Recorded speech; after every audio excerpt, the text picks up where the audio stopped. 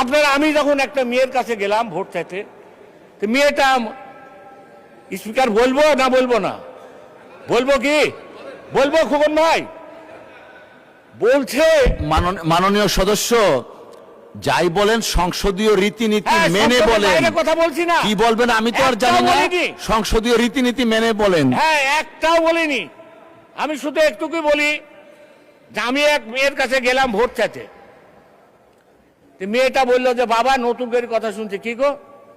তো বলছে মা বাবা এখন নাকি মরার পর, মানুষের মরার পর আমরা জানি তোমার দিনকে তোমার রবকে এগুলো আল্লাহ জিজ্ঞাসা করে।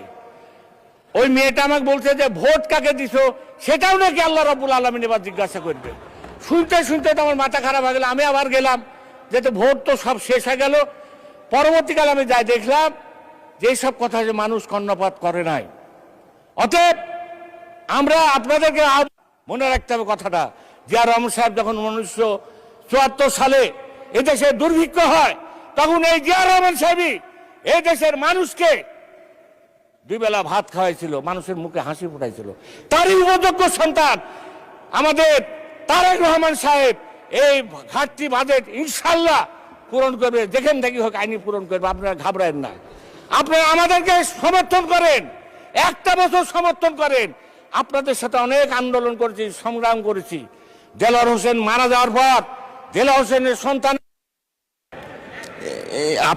আপনি অনেক জনপ্রিয়, ডান বাম মধ্য সব জায়গায় চাচ্ছে, ঠিক আছে 2 মিনিটের মধ্যে শেষ করেন, 2 মিনিট। আচ্ছা, ভূমিমন্ত্রী নাই, ইন্ডিয়া থেকে যে লোকগুলো আসছে ভারত থেকে, তাদের জমি আজ পর্যন্ত রেজিস্ট্রেশন হয়নি, এখন পর্যন্ত রেজিস্ট্রেশন হয়নি। এই জমিগুলো রেজিস্ট্রেশন করার আপনার মাধ্যমে ভূমিমন্ত্রীকে খুব তাড়াতাড়ি যাতে রেজিস্ট্রি হয় তার জন্য আমি অনুরোধ করছি। এটা হলো আমার অনুরোধ। এই বিষয়টা অনেক দিন দীর্ঘ হয়ে যাচ্ছে, এটা করবেন। আর আমার এলাকার সারিয়া বলে এক লোক ছিল আপনার মন্ত্রী, তার বিচার কি এই বাংলাদেশের মাটিতে হবে? হওয়ার সুযোগ আছে?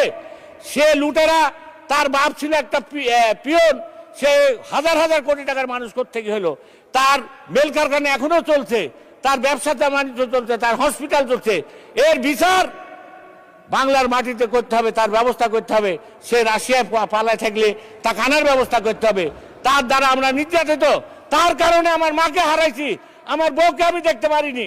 অতএব এই বিচার যাতে খুব শীঘ্র হয় তার ব্যবস্থা করতে মাননীয় স্পিকার। আর আমার আরো কথা ছিল, আপনি সময় দিতে চাচ্ছেন না? হ্যাঁ, আর একটু বলি মাননীয় স্পিকার, আমি আপনাকে বলি, আমার এলাকার আমের সমস্যা, কৃষি ভূমির সমস্যা, রাস্তাঘাট নাই, এমপি ও শিক্ষকরা রোজ এসে আমার বাড়িতে কাঁদতে চায়, ভাত নাই, কাপড় নাই, বউ আইসি পর্যন্ত কামে। ওই জন্য আমি এই ব্যবস্থা, আর হসপিটালের অবস্থা তো সবাই বলে, আমার হসপিটালের অবস্থা সবার থেকে আরো খারাপ, চারঘাট বাগাত আরো খারাপ, এই বলার ভাষা নাই। আমি এইগুলার স্বাস্থ্যমন্ত্রী এবং স্বরাষ্ট্রমন্ত্রীকে অনুরোধ করব, বিশেষ করে আমি যে কথাটা বললাম এটা আমার একার কথা না, এটা আমার মাননীয় সংসদ সদস্য আমাদের পুতুলের কথা, এখানে আমাদের বাচ্চু আছে, বাচ্চুর কথা, আমার কথা। অতএব এই ব্যবস্থাটা আমি অতি শীঘ্র দেখতে চাই। কেন জানে কতটি সন্ত্রাসী আছে বাংলাদেশে, যখন থেকে গুলি করি, মারামারি করি, তারা এইভাবে ব্যবস্থা করে।